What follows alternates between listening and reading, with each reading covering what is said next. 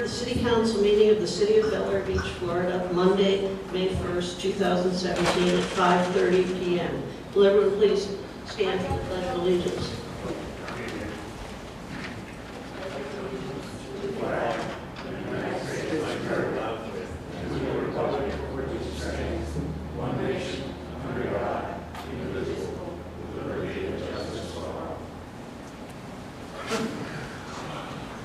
Patty, will you call the roll, please? Councilmember Judith Chandler. Present. Councilmember Gerald Cohen. Here. Councilmember Pamela Guy. Here. Councilmember Mitchell Crop. Here. Vice Mayor Wanda Schwer. Here. Mayor Leslie Ford Notaro. Here. City Manager Nancy Gonzalez. Here. City Attorney Paul Marino. Here. Finance Officer Melanie Cruzona. Here. Community Services Director Lynn Reeves. And Councilmember John Petrowski was unable to attend. The first item is the approval of the agenda. We do have one update to the agenda. Item number 5, I think as you all saw, is being removed. Will be worked on at the next meeting. So with the elimination of item number 5, do I have a motion to approve the agenda? So moved. Second. All in favor? Aye. Agenda is approved. Item number 2, approval of the April 3rd, 2017 City Council meeting minutes. Do I have a motion to approve? So moved. Second.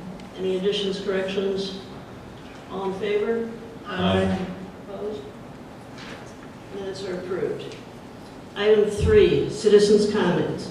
Each speaker will be recognized once and will be limited to a 3-minute presentation on any subject that is not on the agenda. Is there anyone who would like to speak? Yes, sir. Come up to the podium, name and address.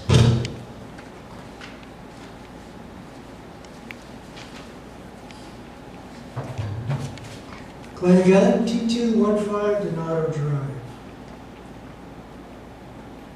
I've got a question to the mayor, and that is, does the city manager have plans to retire within the next 12 months? I know she's considering it. I don't know that a decision has been made. I ask this because as a taxpayer who pays the fees and salaries of the managers and consultants of the city, I would expect the city to be provided sufficient notice in order to develop a full vetting process to select a best qualified and certified replacement for the city manager, rather than being backed into a corner of interim replacements or backroom networking positions. There are many issues on the plate of this city right now. There are engineering concerns, there are engineering problems that haven't necessarily been covered by reserve funds, and there are issues that we've known about for a long time that seem to be coming to be urgent concerns. And all I want to do is make sure that we have a proper and elegant vetting and robust process for selecting the next city manager, to make sure that all of these issues are dealt with fairly. Thank you. Is there anyone else that'd like to come up and speak? Seeing no one else, the citizens' comments will be closed. Item number 4, the consent agenda, proclamations. We have one proclamation proclaiming the month of May 2017 as Older Americans Month, and another one proclaiming May 7th through, it's actually May 13th, 2017 as Municipal Clerks Week. Do I have a motion for these 2 proclamations? So moved. Second. Second. Any discussion? All in favor? Aye. The proclamations are approved. Item number 5 has been removed from the agenda. Item number 6, requesting City Council's authorization for the city manager to accept the memorandum of understanding submitted by the Pinellas Suncoast Fire and Rescue District. Nancy? Yes, this is a memo of understanding that we go through every year. The Pinellas Suncoast Fire and Rescue District, we fall under their jurisdiction, as well as Bel Air Shore, Indian Rocks Beach, and Indian Shores, and we all participate at the same EOC, which is St. Jerome's Catholic Church. That's what this is for, every year we do this. Do I have a motion to authorize the city manager to accept this memorandum of understanding? So moved. Second? Any discussion? All in favor? Aye. Opposed? You are authorized to enter into the memorandum of understanding. Item number 7, consideration of the proposed budget schedule for fiscal year 2017 and 18. Melanie?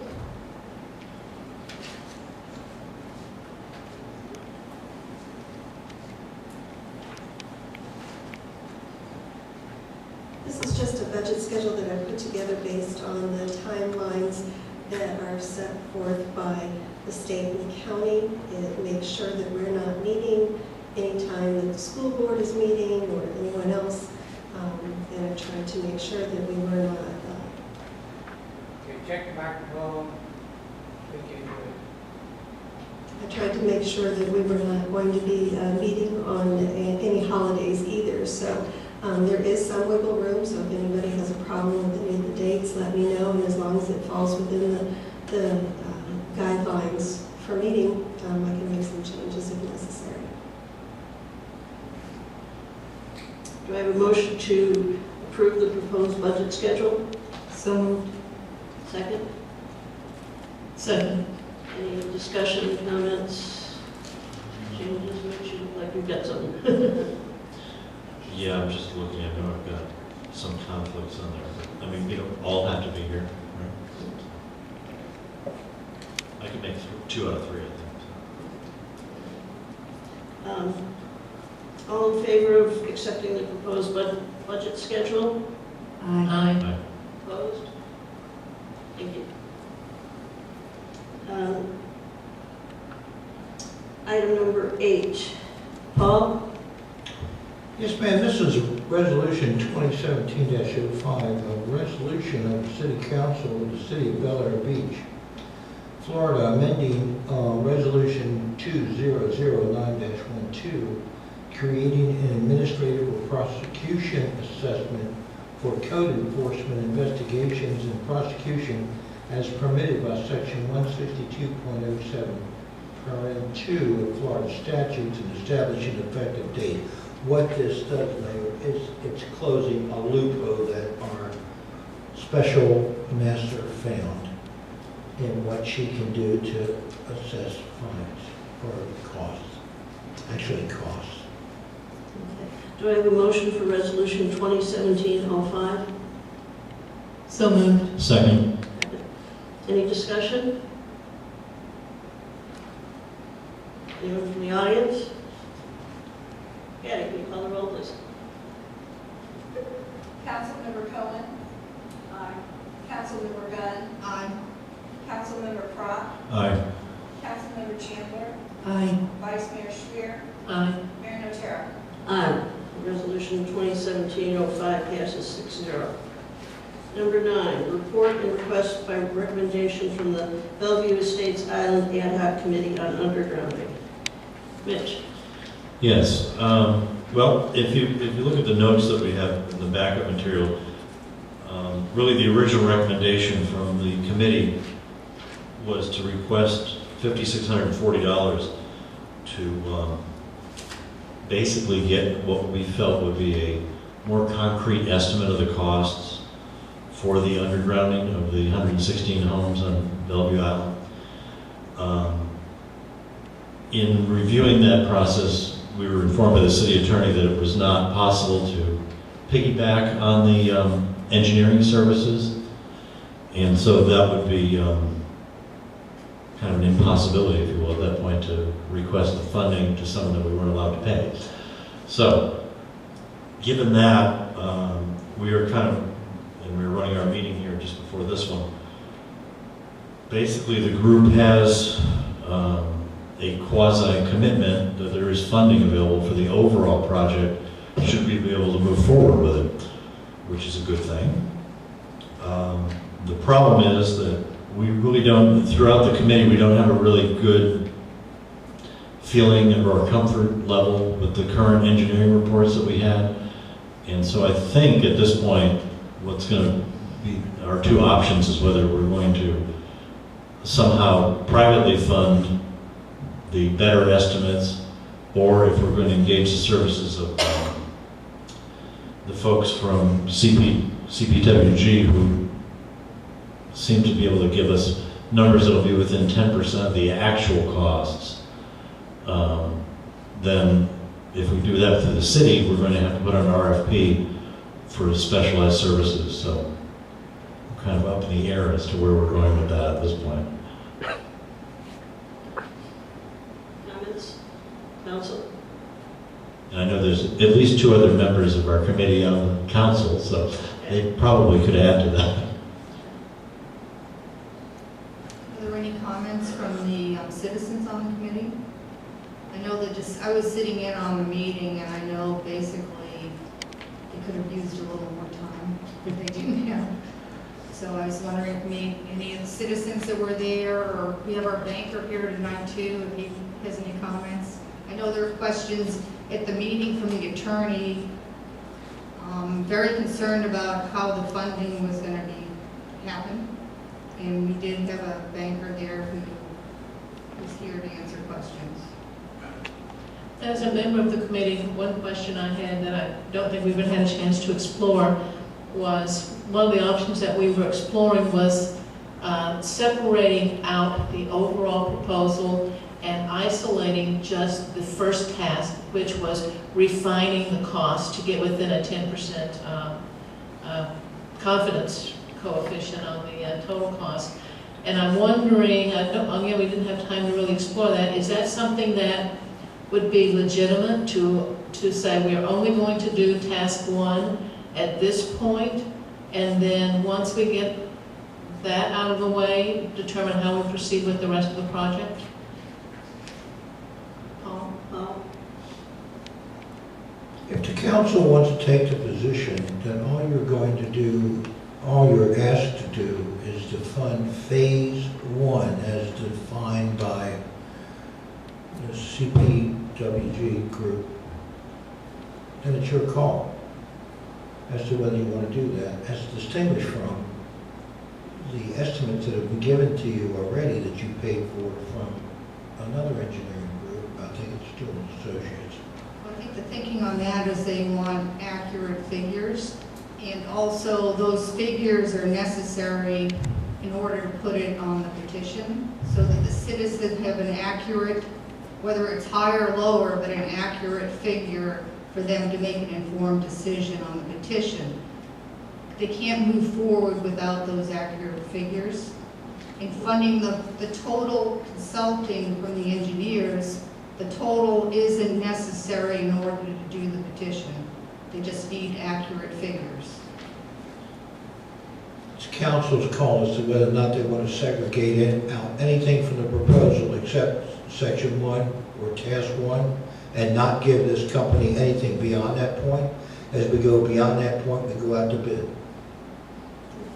You know, one of my issues is that we've got numbers from another firm that the city paid for and hired, and I don't think it makes much sense to pay another $5,000 to get more figures, to have somebody else do figures. I believe those figures, It was the opinion of the committee, I think, pretty generally, that those figures were not that reliable. They were really based on studies that were done a long time ago and just added inflation to them. So I think that was the opinion of the ad hoc committee anyway. And under the assumption that we could get a proposal from the engineering folks that was a standalone to provide these numbers for that 5640, I would make a motion to request the city council approve funding for that. But this is not something that the city is responsible for paying. There's a risk to the city if the 51% does not go through, but assuming the 51%, that cost would be rolled into the overall expense of the affected homeowners. that's going to be rolled into the assessment. And if you look back at the survey, 72% of that area were in favor of undergrounding. But of course, that survey didn't have the costs. So we need the costs to move forward. I have a question. The original test that was done by Dual Associates, that did not have a binding estimate from Duke. Is that correct? And my understanding is this bid from CPWG would obtain a binding estimate from Duke. We did have a binding estimate from Verizon and a binding estimate from Frontier, or Spectrum from basically Bright House and Verizon, whoever they are now. But we do not yet have the binding estimate from Duke, and that is really what that's what this proposal is proposing to bring, right? It's not A binding estimate? It's not true. No, Okay. not binding. Okay, sir, if you're going to come up, talk to them. So my name is BJ Lund, 2150 Louisa Drive, Bel Air Beach. So there's lots of confusion that I've heard today. So let me try to sort them out in order of importance. So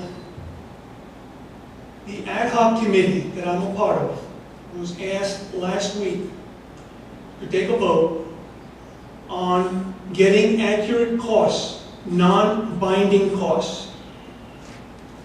And CPWG was the vendor that we were talking to. And they said that in a month, they would come back with non-binding costs that would be far more accurate than the one that was done several months ago, last year, by Dual Associates, that we paid a lot more than $5,640. So that's point number one. If we don't have non-binding costs right now, we cannot move forward with a petition to validate the interest from the 116 homeowners that are part of this project, because the old numbers are invalid. Now, the second discussion here is if we do proceed, after we get the non-binding costs, if we do proceed to the next step would be to get binding costs. And a binding cost is different from a non-binding cost in that it's a contract. We're not asking for a contract right now. Right now, the silly numbers that we've gotten from Dual Associates have been as high as $1.4 million. We can all get rich if that was our business model. I'm very confident that this thing is going to come in less than $1 million. So therein lies the need to do an accurate cost estimate, a non-binding cost estimate. In 30 days from today, if it's approved, we will have non-binding costs. And then we can move ahead to seeking a petition or getting a petition done and making sure that we have a 51% majority. So that's the reason why we're asking the council to approve the 5640 to get this phase done. And if the costs come in way beyond what we're expecting, it's very possible that we might say, this makes no sense. Because vendors like Duke Energy, Frontier, and Spectrum are just too greedy. So that's where I want to end this discussion, that we've taken a vote on the ad hoc committee, and now I think it's time for you folks to vote on this. Right, comments? Did you have a comment? Mr. Lund, assuming for discussion that CPWG is prepared to do a phase one project for non-binding costs, Let's call it. who now is going to do phase two? CPWG? Yes or no? For a binding commitment from the various utilities? My simple answer is we don't know. If they come in below $1 million, it's very simple. Well, non-binding doesn't bind anyone. Now, who's going to come in with the binding cost? I'm talking about a non-binding cost with a 10% variation. So what is the worst case cost that can come out of phase one or test one? It's 1.1 million. That's it. It's capped. So do we have to go with them? No. We can go with anyone else. If they come in less than $1 million, I would say there's a good discussion to have. So the question for this council is whether or not they want to accept what Doolin Associates provided versus what CPWG says they will provide, that tends to be more realistic than what Doolin Associates provided. Yeah, and just for clarification, I don't think what Dual Associates provided us was a cost estimate. It's an insult to call that a cost estimate. I know this stuff. That was a cost adder. They took the old study, whenever that was done, 2-3 years ago, and all they did was add in inflation. It was not based upon measuring linear feet of work that had to be done, or looking at each property and making an assessment of what the damage would be, what the repair would be. That's what a cost estimate is you go look at the individual pieces.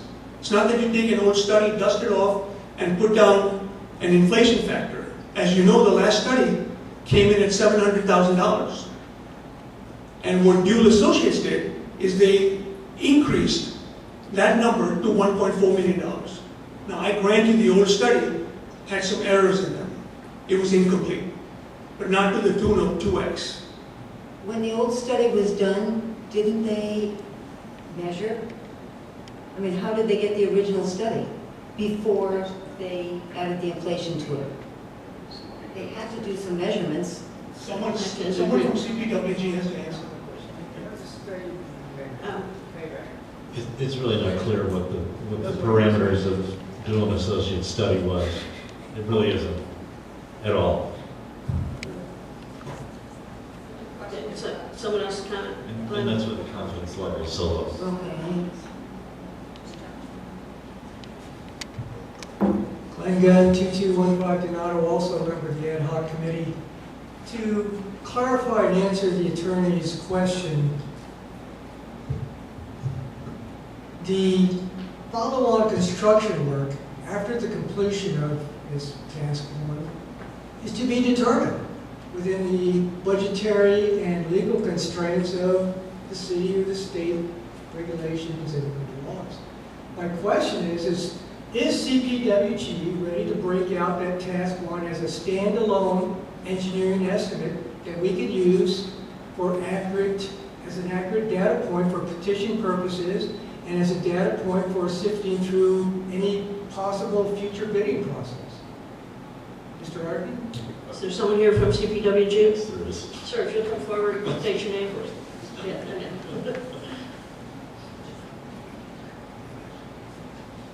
Sorry, before we My name is David Artman. I'm with CPWG. I'm not the person that put together the proposal, but I am familiar with the proposal. And the proposal did come with a cost estimation. It came with cost for the entire project, which begins with an engineering assessment to establish more defined costs for the entire project, and that is what you have been calling Task 1. And Task 1 was priced out to be $5,640. And Task 1 essentially kicks off the project and is part of the project, but can be delineated out to become a separate item. What the discussions in the ad hoc committee led to was that they need to be able to make a more informed decision as to whether or not this could even become a real project. And their feeling is that they need Task 1 in order to help them make that decision. So Task 1 is essentially the ability to make an informed decision as to whether this is a real project or not. So yes, the answer to your question, or to Glenn's question, is yes, that can be taken out and done separately in a separate contract. Can I ask a question, David? As far as your experience, the company, as far as doing undergrounding in the local area, could you give us an example of some of the things that you're doing? Yes, I can generally, not specifically. I've only been with CPWG a short period of time, but they're currently doing utility undergrounding in the city of St. Pete Beach. Project underway right now, under construction, is along Passaic Row Way in St. Pete Beach. We're under contract to begin an undergrounding project in the city of Madeira Beach, and that's going to be both south and north of Madeira Way. And we're currently in the design, or actually we're currently in the estimation portion of undergrounding for the city of Indian Rocks Beach. We've just received a binding number from Duke Energy for the undergrounding in Indian Rocks Beach.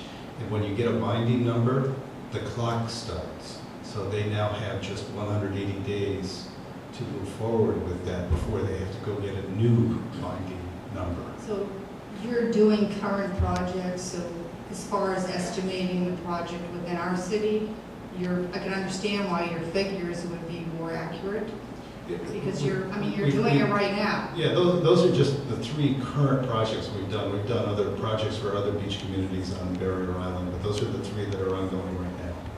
Excuse me, when you said you're in the preliminary stages with Indian Rocks Beach, are you in effect doing what you call here Task 1 Yes. for Indian Rocks Beach? That's where you're doing it? They contracted us, and I provided the members of the city commission with that contract. We're under contract for the entire project, but we're currently in Task 1.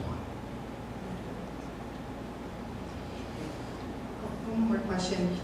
Now, was that a bidding process that you used for the construction? Was that piggybacking off of other cities? It was a combination. The construction aspect was piggybacked, and the engineering aspect for Indian Rocks Beach was done separately and apart. Didn't you said you're in Task 1 for Indian Rocks Beach, but they have binding estimates already? Did that come up? Well, because I guess maybe I'm not speaking apples to apples. You're correct. That's a good point. We're under contract. They're going forward with the project. They have the funding and moving forward. So we're beginning the engineering and getting the binding numbers, and we have the binding number for Duke. And if I could, I'm sorry, Mayor, if I could just also say one thing. I don't know if this commission knows, but Duke does provide this service as a turnkey service from beginning to end if you want them to do it. And Treasure Island did that, and they're suffering the consequences now because not only were they higher, much higher than CPWG, but they don't do any reclamation services. And I think the beach communities were in favor of a company like CPWG because we're able to present it in a design build format, eliminating that middle bid phase. Thank you. Anything else? I have a question, but it might be more for Mitch, or, I don't know. Okay, so if we pay if we agree to this Task 1, and then the group finds out that they don't want to move further forward, okay? I'm hoping that that's not the case, but if that is the case, how then, or does the city recoup that $5,640? We just don't? If I may answer, you do not. You don't. Okay. But you know what's important here, if I may, Julie? What's important here is the funding of it. There's a gentleman in the audience who has made a commitment that he can fund this project through his bank as a bond. And of course, we would need special bond counsel to work with that. And it would be interesting to see just exactly what he's proposing or what he's willing to stand before the council and talk to you about what he's proposing to fund this project overall. Just as an academic exercise, if nothing more. State your name, sir. Ron Saganek, 2219 Donato Drive. So Sir, appreciate yes, sir? I didn't hear you. I'm sorry? Your name? Ron Saganek. Oh, thank you. And who are you with, Mr. Sagani? I work for U.S. Mayor Bank, and I'm a commercial lender. I've been in this market for 25 plus years, doing projects similar to this, public bond issues, nonprofit bond issues, as well as commercial financing. So I think, the whole thought process is we need this figures done so we know what the proper sources and uses are of the funding. But based on a special assessment that's charged, collected through the tax rolls, this is a financing facility that can easily be accomplished through my bank and many other banks in this town and in this marketplace. If you just look at $1 million today, if that was the number, divided by 116 homes over a 20-year period, that works out to about $57 a month or less. So that's the potential impact to the homeowners.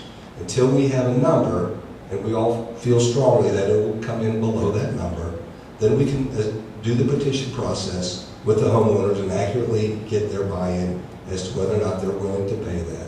I think part of that process we also need to do is work with the realtors in the market that can sit down and say, here's the added extra value, and then work with the safety and service folks in this community that say, here's the extra safety concerns so we don't have live wires in the event of a storm on the roads. I think there's a lot that the homeowners need to see and hear in a petition request process. And the financing number is one, but added value to the homes is one, and safety to the community is the third. Are you aware of the city's position in the loan we took out for this building and any restrictions that there may be on our further borrowing?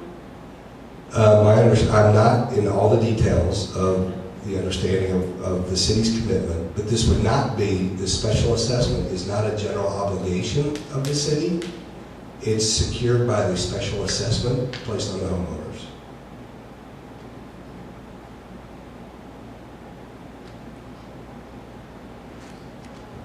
Any other questions? I have one other question for Paul. Coming out of this process, one of the things that we need for the tax appraiser is our resolution. And that would be after task 1 and the homeowners have accepted the petition and we've got our 51%, then we would have to present a resolution. And at that point, we should have already completed the binding estimates, correct? I would think so. I was just looking at the ordinance, and the ordinance has a dual way of approaching this. One, the city council may establish the assessment area either upon its own motion or upon written petition by a majority of the affected property owners. Now, if y'all don't want to say, we're ready to go with this based on the kind of numbers that the gentleman is talking about, if he presents to you a viable approach to funding this project, then you look to the citizens to petition. Now, there's a line at the bottom of the last set of minutes from the ad hoc committee, I don't know if it was a footnote or part of the minutes, that said that the city attorney should work with the residents to develop the petition. Well, that would put me in conflict with the city council. It's up to the group to develop a petition that's acceptable as a matter of law based on this ordinance to get 50% plus 1 of the residents. Well, that was going to be my question about that 50 plus 1. It's not so much the amount of money that we would agree to right now. I think I would feel a little more confident if I knew that it was 50. Can we find out? How soon can we find out about that 50 Well, plus 1? we know from the survey broke out that section. But that was before they knew what.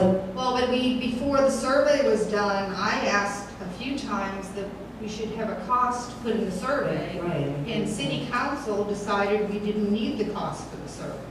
So we went ahead and we did the survey. That section, that middle section was broken out. The numbers came in at 72% in favor.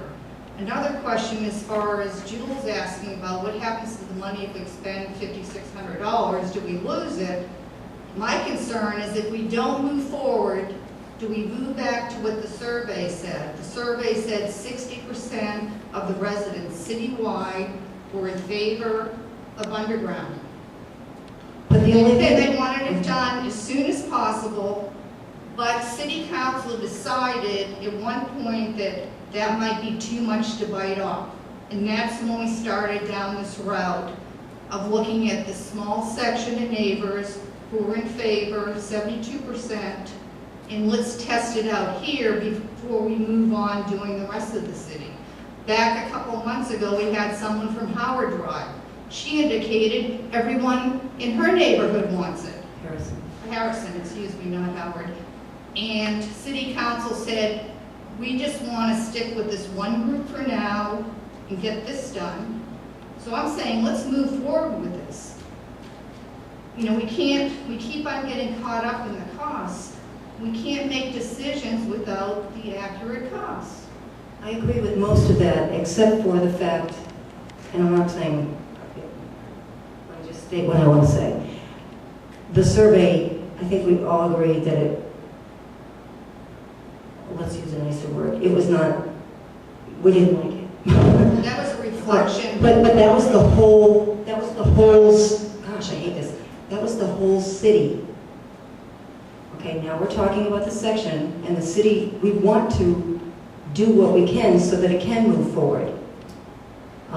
My stance from the beginning was at no cost to the city. I understand that we will get the money back if it goes forward. My concern was, and it's a smaller amount in the whole scheme of things, but I just want it to be known that that survey that did stink, in my opinion, was for the whole city. It was for the whole city, but they did section out certain parts of the city. Mhm. And this section came out the strongest. And what was it? 72%. 72% were for it. If you looked at the citywide survey, it said 60% were in favor, and they also said they wanted it done as soon as possible. Are we going to delay this for another 6 months, another year, another 10 years? Okay, we got one more comment out there. Is anyone else from the audience want to speak? Glenn, one more time.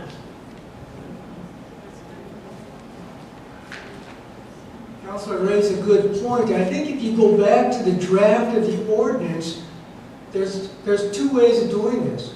One is the city can move forward and pass a resolution and do it, and set up the special tax assessment area without the petition. If they don't do that, then you go the petition route. But I think if you go back and if you look at the draft ordinance, the city has the power to move forward with a resolution and completely circumvent this thing. My understanding from having worked with the tax appraiser's office on this is we have to have the 51% in order to do the resolution. It's Dr. Ward.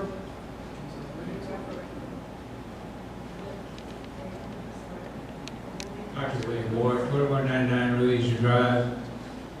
I've been at this over 12 years, and I've never seen such a disagreement and argument about a simple thing as loaning the money to us to get an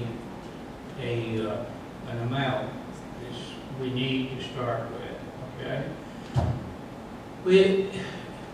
This is most discouraging for me at 93 years of age to see the disagreement among the group here.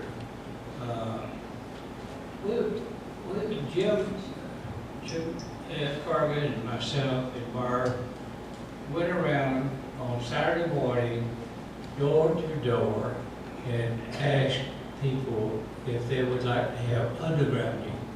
And we explained what it meant. And we explained the costs. We explained how much we thought it would cost. And we got over 51% just by Saturday morning. And of course, a lot of people were out of town. And we didn't see everybody, but we saw enough of people in our area to have 51% of the people who signed a paper. I've still got those papers, about that thick of paper. And it had that letter to each individual.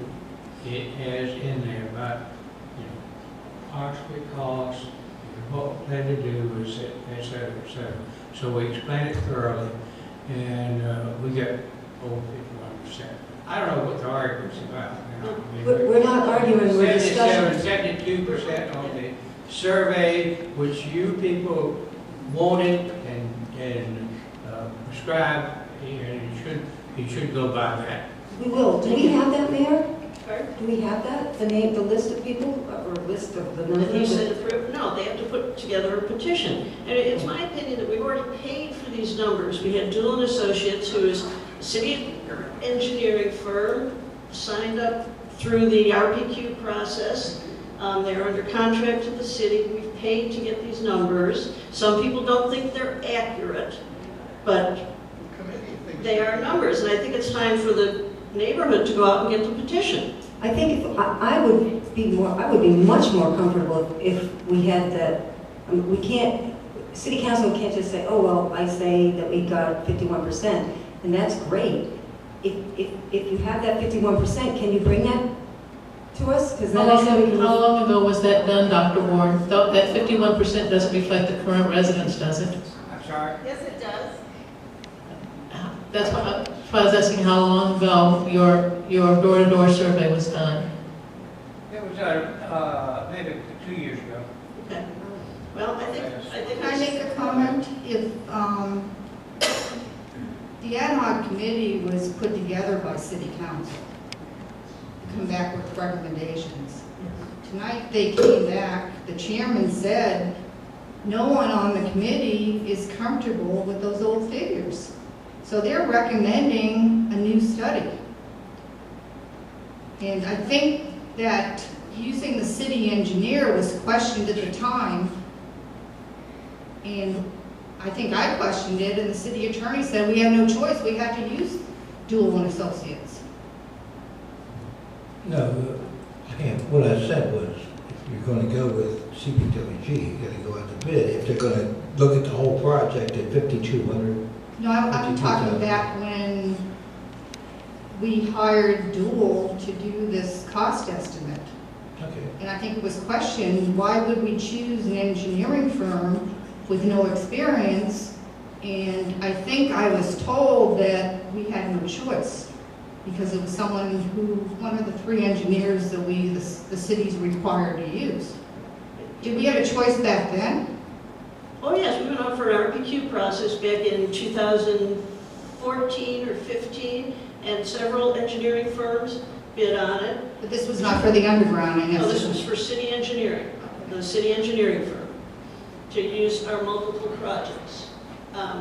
And Doolin Associates bid, they submitted all the papers that they were supposed to do. CPWG bid on it as well, and they didn't submit all the information we asked for.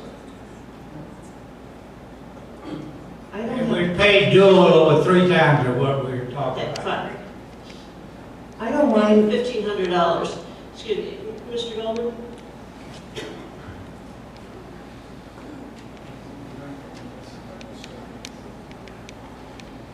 Good evening, council members, Mayor. Mark Goldman, 437 22nd Street.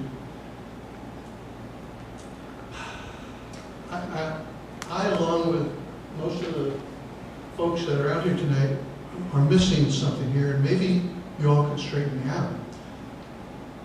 The wisdom of the city council was to create an ad hoc committee to advise them. There's members of the city council on the ad hoc committee. They did their job, they worked. They said that they were very unhappy with the work that Doolin Associates did because it was obvious they didn't do any work. What they did was exactly what you were told this evening, is they put in inflation costs, added it up, and submitted it to you along with their bill. What we're saying is that we feel it's the obligation of the city council to listen to the ad hoc committee and to take their recommendations. Why else would we put an ad hoc committee in place? You actually have the responsibility to vote on what the ad hoc committee says to whether or not you want to move forward with their recommendations. And that's what we're talking about here tonight. I find it very strange that the cost of getting a true estimate that, quite frankly, every person we're going to talk to about the petition is going to want to know how many numbers were composed into this estimate. How many people contributed to this? Are we going to say that it was a company that did an estimate many, many years ago and just was tasked with giving us a new one, and all they did was add an inflation number to it? I wouldn't be in favor of anything unless we had current numbers. There's been a change in the electric company, there's been a change in the TV companies. Nothing stayed the same since the original quote was made, and Dual did nothing to adapt to that.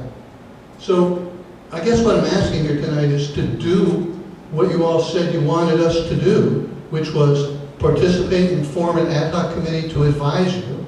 You've heard from them. You've heard from the city attorney. Let's get this non-binding estimate from the other engineering firm done so that when we go door to door and we get the people to sign up for this petition, we're armed with truer numbers. None of us believe that the quote that came from Dual was authenticated or was accurate. And I think we're going to prove that out. If the city is so concerned about paying this money up front, then maybe we should ask everybody on the undergrounding committee to chip in $100 and give it back to the city if we don't move forward. Would that call for a vote tonight? Would that make everybody feel better? I'm missing the point. So back to my original question, what is it I'm missing? I observed two things. Number one, Councilmember Crockett's got a motion on the floor. That motion is to approve the $5,600 for CPWG to go forward with the phase one. Second part, y'all can deal with second. The second part would be, I really believe that the gentleman, I don't remember your name, but I'm terrible on names sometimes, but the gentleman from Ron, I think Ron needs to get together with Melanie and go over the potential for being able to fund this thing based on our current obligations, those contractual obligations, and whether or not it's really doable as a matter of fact. I would like to just make, oh, I was looking this way. Well, yes, we are. Mr. Bergen, I'd be happy to do that. And again, I was looking back at my notes when I sat back down from the study we had done in 2006. And in that study that we had done, it said that if a small section of the city, 51% of that city agrees, the loan is secured by the special assessment placed on each individual home. It is not, the funds are collected through a tax assessment process, but there is a lien placed on the home, and homeowners, they can choose to pay it off at the time the work is done, or they can choose to pay it off at any time, or if they sell their home, they can pay it off then if that's part of the sales process, or it can go to the next homeowner. So the special assessment financing is different than a general obligation of the bond. I'll be happy to work with the city finance manager in looking at the different solutions. So this functions more like a CDD than anything else, is that correct? That's more the spirit of it. I think you got a motion on the floor, Mr. To approve 5640 to perform task 1 in a separate contract without the task 2 and 3 in there. We need to That's correct. separate it out. That's the motion. Yes. I'll Okay. second. Any other suggestions? I just had one question while we're on the subject. Paul, I'm not sure I understand, why would assistance in preparing the petition make you in conflict with the city council? Because it may not be done properly, and I represent the city council. That's my obligation, is to you all and not to anyone else. So I don't want to get involved in a citizens petitioning process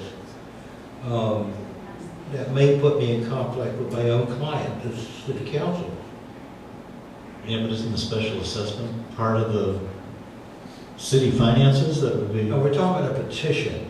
In other words, if the city says, we're not going to go forward with this, and they say, well, we're going to do a petition to force you to do it if 50% plus one want this. Well, right, but I'm not looking at it from an adversarial standpoint. I'm looking at it as a cooperative standpoint where the city attorney is working with the citizens of the city he represents. Don't you represent the city, not just the city council? I think the flow chart has the citizens. You give me a waiver, and I'll be more than glad to represent two sides of it. Well, aren't you an advisor to the committee that's trying to move this No, I'm not an forward? advisor to the committee. you're I'm an not? advisor to the city council. I'm there to give you whatever information I can give you, but I'm not an advisor to that ad hoc committee. My responsibility is to this city council. Only. To the council or to the city? To the council. You represent the city. I'm your legal advisor. Okay, so I there's work three. with the city there's three- manager on a lot of projects. Right. In essence, I am your legal advisor. Okay, well, there's 3 city councilors on the ad hoc committee, so you can't give us advice? Mr. Rock, I'm here to serve as the attorney for the city council. Okay, And I will work with anyone that you tell me to work with in order to make this happen or not happen, whatever the case might gotcha. I guess I just had a problem with it being a conflict. That's, be. Technically it is, but I get around that. I don't know what it was, resolution, whatever, when they made the ad hoc committee, I could have sworn there, it mentioned the attorney, city attorney was an advisor, but I have to go back and look. I thought it was, he was going to read the petition. I think it's asked that he be present to give advice. And that was all. Okay, so we've got a motion on the table to enter into a contract with CPWG in the amount of $5,640 to perform what is listed as task 1 in their proposal. We would need another contract, a new contract, which simply lists those activities, thank you, those tasks. Okay. More discussion? I just have one other thing. I personally was under the impression that the committee was presenting today that 50 plus 1%. I was wrong on that. Because they haven't done the petitioning process. I mean, they can That's talk my about bad, it. and I just thought that that's what city council is taking to move forward. Okay. All right, so we have a motion on the table. Do we need a roll call on this one? Pat? Councilmember Chandler? Aye. Councilmember Cohen? Aye. Councilmember Gunn? Aye. Councilmember Crock? aye. Vice Mayor Schwer? Aye. Mayor Notaro? Aye. Okay, so we will need a contract now from the folks at CPWG. I'll put it together. Okay. I'll put it together. We'll take care of it. Okay. And that's for phase 1 of this. For just the first task 1. Okay. Item 10, update on the proposed public works building. Lynn?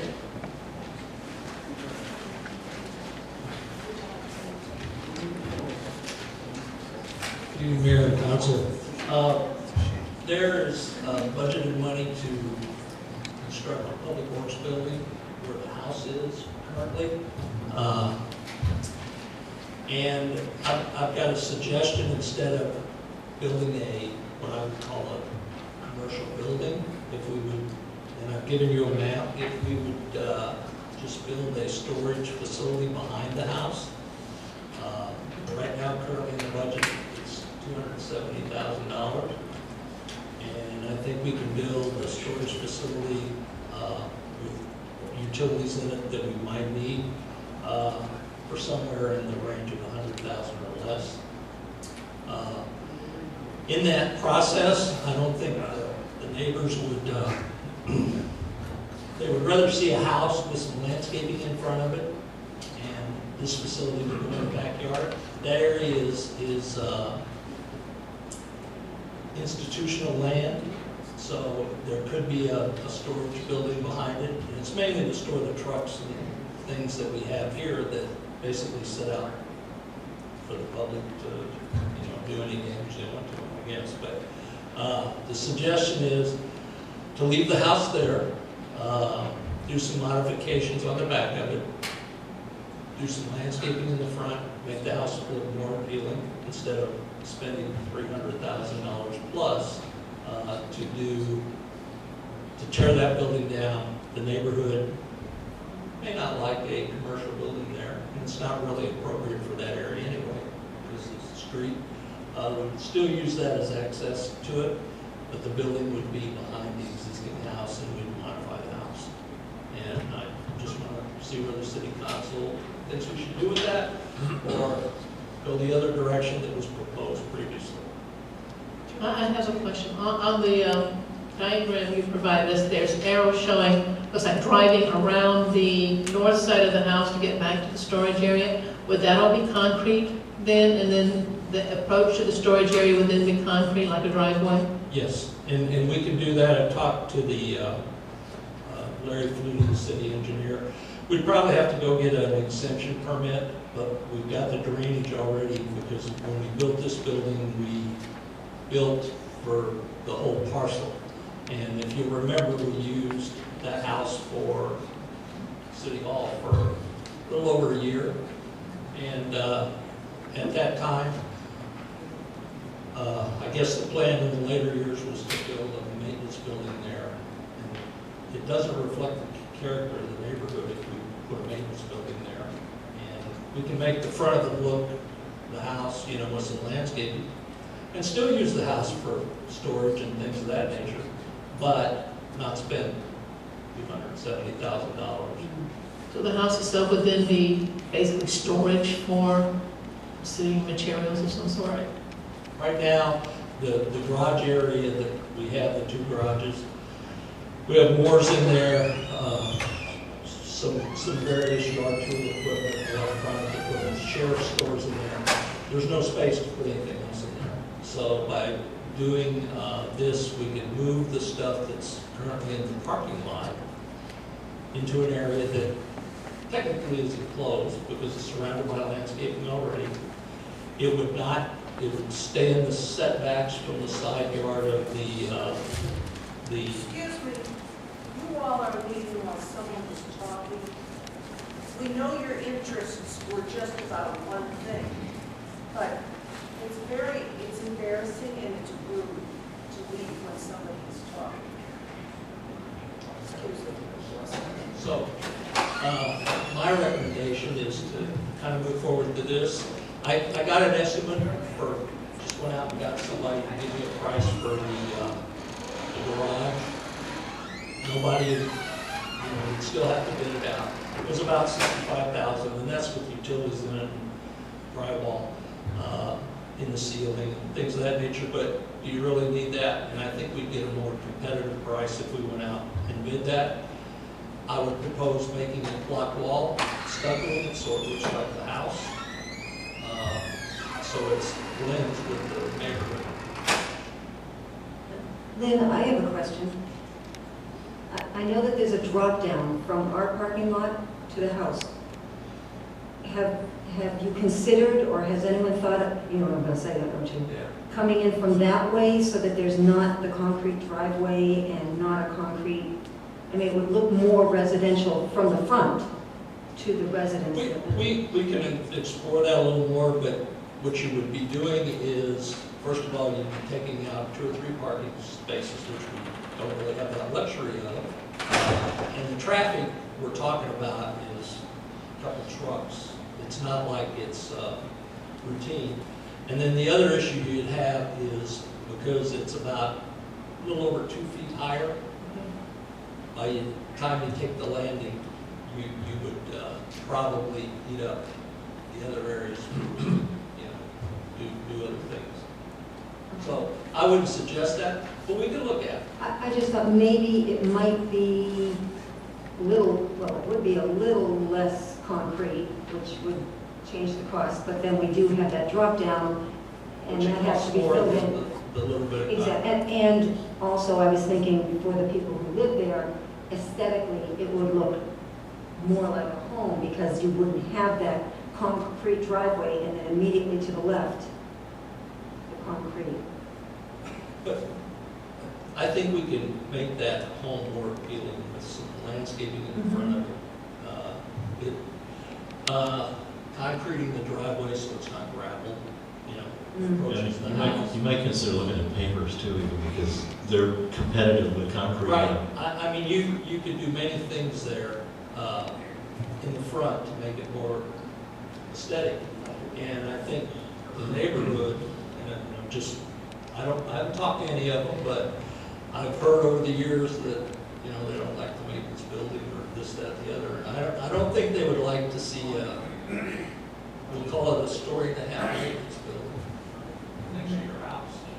I know I would. What is the zoning on that? Institutional. So it's okay. Yeah, it's part of City Hall. What do you need from us on this?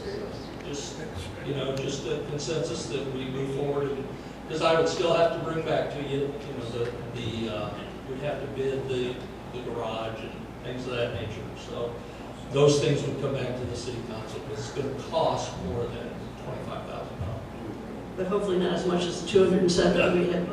Can you look into, I mean, if council agrees with that suggestion about looking at the access, maybe losing those 2 parking spaces just as a possibility, as We an alternative? can look at that and see what the flow, but you're dropping 2 feet. Yeah, I understand it may not work, but it might ease the residents in that area, mine areas. Yes, we can do that. Mitch? One other comment, just having some experience with lawn equipment. Have you considered doing anything for fire suppression in that building with that stuff being stored in there? Because that can be an issue with a lot of the commercial type lawnmowers and stuff. That may be a requirement in the storage area. Yeah. You know, in the storage building. Those things we have. Working in a property that lost a maintenance facility because of a Right. thing, I can tell you that from I know what you're experience. talking about. Okay, do we have a consensus for Lynn to go forward exploring this Yes. with the conditions we've talked about? Aye. Okay. So just stay here. Got the next two? Okay, next one. Approval to advertise for the Harrison Avenue Bridge repairs. Well, the first And request is to advertise for the repairs prior to the approach to the bridge. That project's been around for, I think, since last year sometime. We're ready. The engineer is in the process of finalizing, they have finalized the plans, but they've got to sign and seal it, et cetera. The only issue is the initial cost estimate was $93,000, and the new estimate is $155,000. Is that because of the result of the x-ray that was done? No, this is from the original X-ray that was done. What I've been told by the engineers, and me personally, I think it's a little inflationary, but that's their estimate. Their estimate is saying that mobilization will cost about $40,000, which I think is a little ridiculous, but we'll go there when that comes in. And I think there's some things that they've added that they feel that will better contact with the dirt, because there's grout going to be shot in there.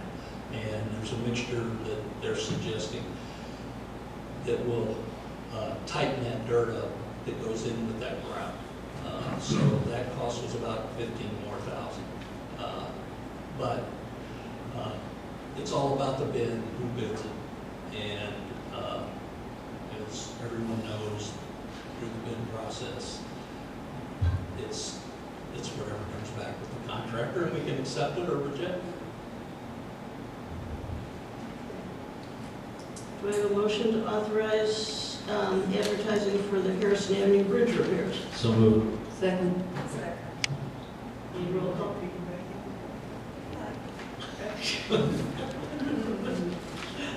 we need one?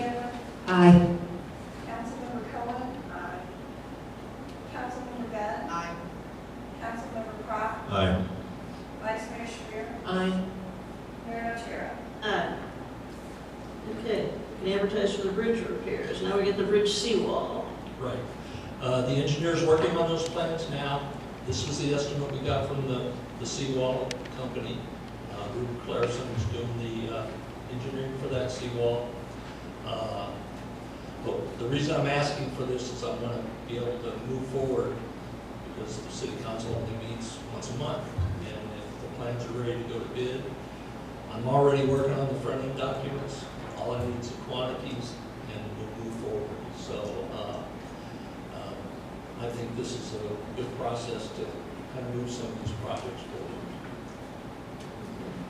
Do I have a motion to authorize advertising for the Harrison Avenue Bridge seawall replacement? So moved. Second. Any other questions from council? Patty? Councilmember Chandler? Aye. Councilmember Cohen? Aye. Councilmember Gunn? Aye. Councilmember Pop? Aye. Vice Mayor Schreier? Aye. Mayor Notaro? Aye. Just one thing I want to mention. The documents came in today for the beautification projects for the 2 entry signs in Morton Park. We're going to be putting that out to bid here very shortly. It's just a matter of some touch-ups. And hopefully, if everything goes right in your July meeting, you'll approve those. All we're waiting on from the county is the maintenance agreement. The right-of-way permits have been approved already, so I think we're moving in the right direction there. When we get those 3, then we'll go back and ask for permits for the rest of those projects, which are the marina, 6th, 13th, and 19th Street, the intersection on Crossman. Once the poles are done, we're going to wait for them. And undergrounding the utility lines at the marina, which we're working on to do right now. So the project right now is the 2 entry signs, refurbishing them, which you approved. Nancy will probably have to answer that some time ago. Those come under the penny for Pinellas. Yes.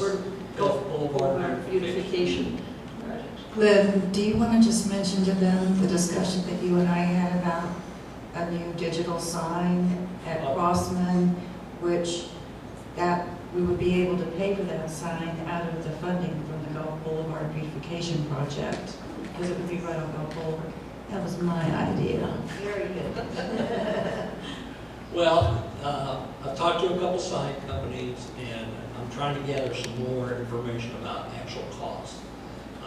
The things we wouldn't have to worry about at Crossman, we already have utilities there. But right now, the entrance signs, we have to put new service there, which we're working on that also. But the utilities are there. We would go back to the big C, the mayor would, I guess, and tell them we want to spend some of that Gulf beautification money on an electronic sign. We did get a price from an engineering firm, and I think it was upwards of like 70 or 80,000, which may or may not be true, but we'll get some firmer prices. And the concept would be to make it a monument sign.